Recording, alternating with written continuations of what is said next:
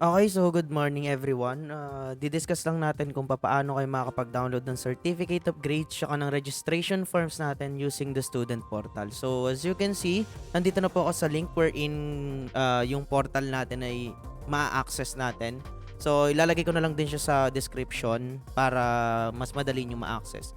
Now, next na gagawin natin is simply i-access lang natin yung student portal natin. So for me yan, tapos I have my password also. Ilalagin lang din natin daw. After natin malogin, for us to download the certificate of grades, kailangan natin pumunta sa student grades na module and then iselect lang natin yung school year na kailangan natin ng grades and then yung semester.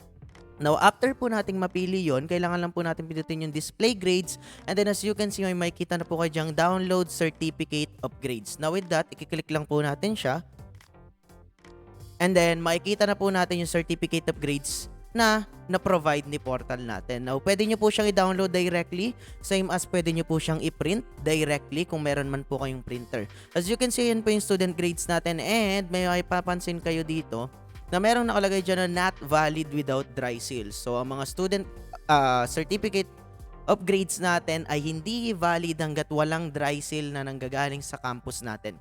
Now, sir, paano po namin mapapa-dry seal or paano po magkakaroon ng dry seal ang certificate of grades natin? Now, after nyo po siyang i-download at i-print, kailangan nyo po mag-provide ng photocopy kung ilan po yung papa-certified true copy natin. Now, after po nan, kailangan pong mag-proceed kayo sa campus natin, which is hanggang guardhouse lang po kayo, and then si guard na po yung bahala mag-process kung paano po masi-CTC or certified true copy yung ating certificate of grades. Okay, you should also take note na kailangan nyo po magdala ng 15 pesos every copy para po sa certified true copy ng ating certificate of grades na kailangan nyo for scholarship.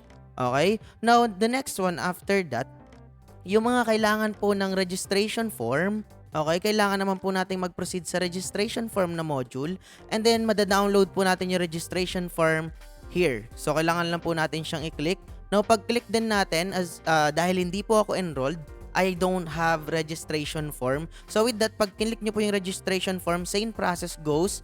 Ang gagawin nyo po ay ipiprint yung registration form or i-download nyo. And then after that, if you also need certified true copy na registration form natin, same po yung magiging process. Kailangan nyo po siyang dalhin sa campus natin at mag-provide ng photocopy kung ilan yung ipapa-certify true copy natin. Okay, sa registration form natin. And then if you have question, you comment down below. Sasagutin na lang po namin. And then, thank you very much and God bless everyone.